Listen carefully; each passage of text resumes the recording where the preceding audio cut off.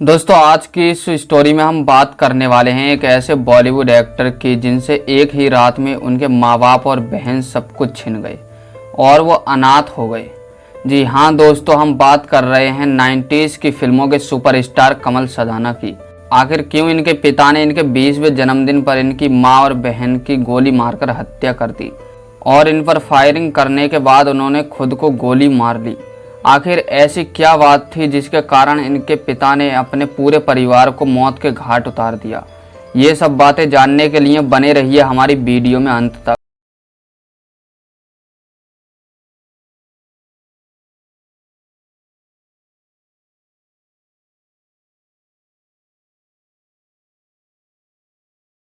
ये दोस्तों शुरू करते हैं इनकी इस कहानी को और जानते हैं इनकी पूरी लाइफ स्टोरी के बारे में। दोस्तों अगर आप हमारे चैनल पर नए हो तो बायोग्राफीज की और वीडियोस देखने के लिए हमारे चैनल को सब्सक्राइब करके इस ऊपर वाले बेल के आइकन को जरूर ऑन कर दीजिए और साथ में लाइक, शेयर और कमेंट करना भी ना भूलें। तो दोस्तों कमल सदाना की इस कहानी की शुरुआत होती है 21 अक्टूबर 1970 को, जब मुंबई महाराष्ट्र इंडिया में इनका एक हिंदू परिवार में जन्म हुआ। इनके पिता ब्रिज सदाना एक फेमस प्रोड्यूसर और डायरेक्टर थे जिन्होंने दो भाई, ये रात फिर ना आएगी, उस्तादों के उस्ताद और चोरी मेरा काम जैसी फिल्में बनाई थीं। और इनकी माता सईदा खान एक जानी मानी एक्ट्रेस थीं और इनकी एक बहन भी थी जिनका नाम नम्रता सदाना था। इनके पिता एक हिंदू और इनकी माता एक मुस्लिम महिला थी। इनके पिता को शराब की लत लग गई थी। जब ये शराब नहीं पीते थे तो ठीक ठाक रहते थे, लेकिन शराब पीने के बाद ये अपने आपे से बाहर हो जाते थे और अपनी बीवी बच्चों को मारते थे।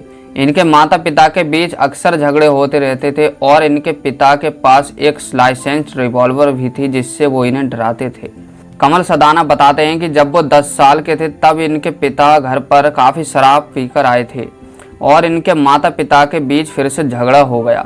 ये झगड़ा इतना ज़्यादा बढ़ गया कि इनकी माँ इन्हें और इनकी बहन को लेकर ओशियन अपार्टमेंट में अपने फ्लैट में चली गईं और उन्होंने वॉचमैन से भी कह दिया कि अगर ब्रिज सदाना यहाँ पर आए तो उन्हें अंदर मत आने देना।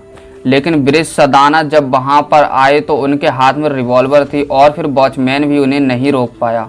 और फिर ब्रिज सदाना ने वॉचमैन से सीढ़ी मंगवाई और उनके फ्लैट में सीढ़ी से घुसने की कोशिश की, लेकिन वो फ्लैट में नहीं घुस पाए और फिर उन्होंने गुस्से में आकर हवा में ही 3-4 बार रिवॉल्वर से फायर शॉट्स किए और फिर वहां से चले गए। इसके बाद से सईदा खान काफ़ी डर गई। उस समय सईदा खान नरगिस दत्त की काफ़ी अच्छी दोस्त थी और सईदा खान ने उन्हें सब बताते हुए कहा कि अगर ये रिवॉल्वर इनके पास रही तो ये हम सबको मार देंगे, तुम प्लीज़ ये रिवॉल्वर सीज करा दो।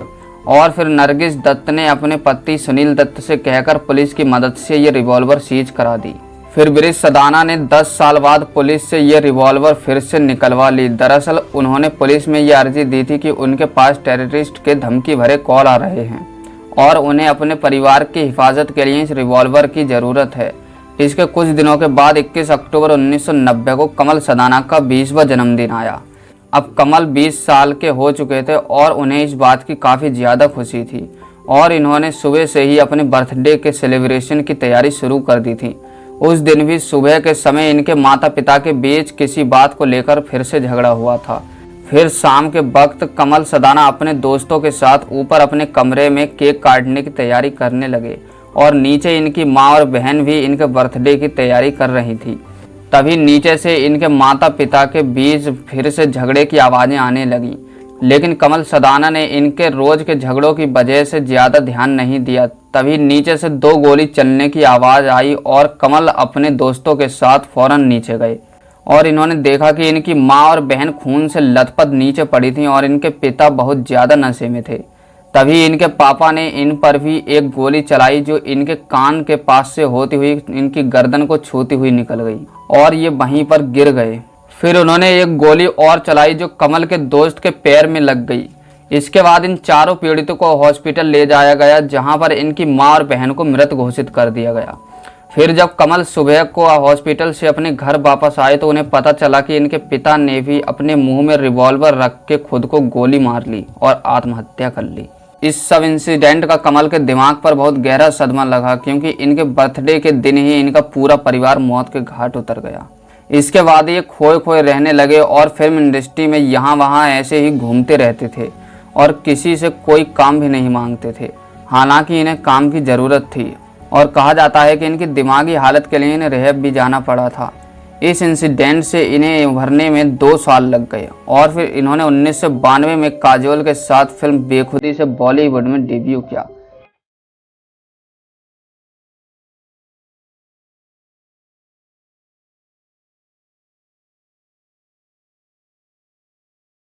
इस फिल्म को ऑडियंस का खास रिस्पॉन्स नहीं मिला, हालांकि इस फिल्म में इनके अभिनय को खूब सराहना मिली। इसके बाद इन्होंने 1993 में फिल्म रंग की, जिसमें इनके साथ दिव्या भारती नजर आई थी। ये फिल्म सुपरहिट रही। इन्होंने विक्टोरिया नंबर 203 फिल्म को खुद ही प्रोड्यूस किया था। ये फिल्म 1972 की फिल्म विक्टोरिया नंबर 203 का हिंदी रीमेक थी, लेकिन ये फिल्म पहले की तरह नहीं चली और फ्लॉप रही। इसके बाद ये फिल्मों से दूर चले गए और फिर इन्होंने 2014 में film Royal Tigers of the Sundarban को डायरेक्ट किया, जो सुपरहिट रही। इनके अलावा ये 2006 में टीवी सीरियल्स कसम से में भी एज एन एक्टर नजर आ चुके हैं। अगर बात करें इनके रिलेशनशिप स्टेटस की, तो इन्होंने सन 2005 में लीजा जोन्स से शादी कर ली, जो कि एक मेकअप आर्टिस्ट हैं। इनके 2 बच्चे भी हैं। बेटे का नाम है अंगद और बेटी का नाम इन्होंने अपनी बहन के नाम पर लिया नम्रता रखा है। इनकी बीवी लीजा ही इनके फाइनेंस को संभालती हैं और अब ये अपनी लाइफ में काफ़ी खुश हैं और सब कुछ पीछे भूलकर आगे बढ़ चुके हैं। और जिस बंगले जलकमल में ये हादसा हुआ था, उसे वहाँ से हटा दिया गया और रहेजा कमल नाम का एक टावर खड़ा किया गया और अब ये उसमें खुशी खुशी अपनी फैमिली के साथ रह रहे हैं।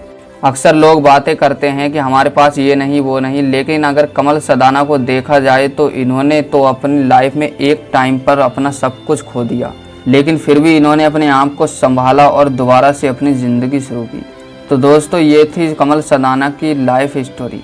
हम उम्मीद करते हैं कि आपको ये वीडियो पसंद आई होगी। अगर आप हमारे चैनल पर नए हो तो बायोग्राफीज़ की और वीडियोस देखने के लिए हमारे चैनल को सब्सक्राइब करके इस ऊपर वाले बेल के आइकन को ज़रूर ऑन कर दीजिए और साथ में लाइक, शेयर और कमेंट करना भी ना भूलें।